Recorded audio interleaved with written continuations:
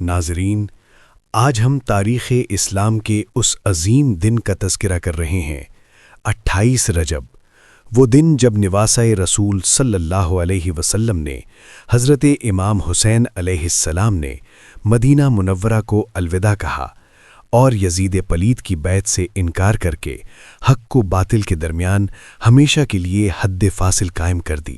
سن 60 ہجری یزید بن معاویہ نے خلافت کو ملوکیت میں بدل دیا تھا۔ شراب، ظلم، فسق و فجور، ایسا شخص خود کو رسول صلی اللہ علیہ وسلم کا جانشین کہلوانا چاہتا تھا۔ مدینہ کے گورنر ولید کو حکم دیا گیا، حسین سے بیعت لو ورنہ انجام کی ذمہ دار تم ہو۔ امام حسین علیہ السلام دربار میں تشریف لائے، یزید کا پیغام سنا اور وہ جملہ ارشاد فرمایا جو قیامت تک گونجتا رہے گا، مثلی لا یبایع مثلہ، مجھ جیسا اس جیسے کی بیعت نہیں کر سکتا۔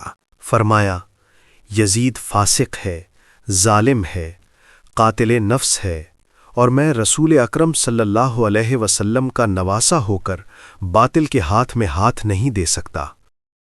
28 رجب کی رات امام حسین علیہ السلام روضہ رسول صلی اللہ علیہ وسلم پر تشریف لائے۔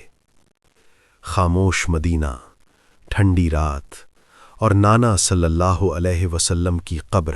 امام نے عرض کیا، یا رسول اللہ صلی اللہ علیہ وسلم، آپ کا حسین مدینہ چھوڑنے لگا ہے دین محمد صلی اللہ علیہ وسلم کو بچانے کے لیے۔ آنکھوں سے آنسو جاری تھے مگر ارادہ فولاد سے مضبوط۔ 28 رجب کی صبح امام حسین علیہ السلام اپنے اہل بیت کے ساتھ مدینہ سے روانہ ہوئے۔ حضرت زینب سلام اللہ علیہا، امام سجاد، چھوٹے چھوٹے بچے، یہ قافلہ ظلم کے خلاف کھڑا ہونے جا رہا تھا۔ یہ ہجرت اقتدار کے لیے نہیں تھی، یہ ہجرت حکومت کے لیے نہیں تھی، یہ ہجرت اسلام کو بچانے کے لیے تھی۔ امام حسین کا مقصد، فرمایا، میں نہ فساد کے لیے نکلا ہوں نہ ظلم کے لیے، میں تو اپنے نانا کی امت کی اصلاح کے لیے نکلا ہوں، امر بالمعروف اور نہی عن المنکر کے لیے۔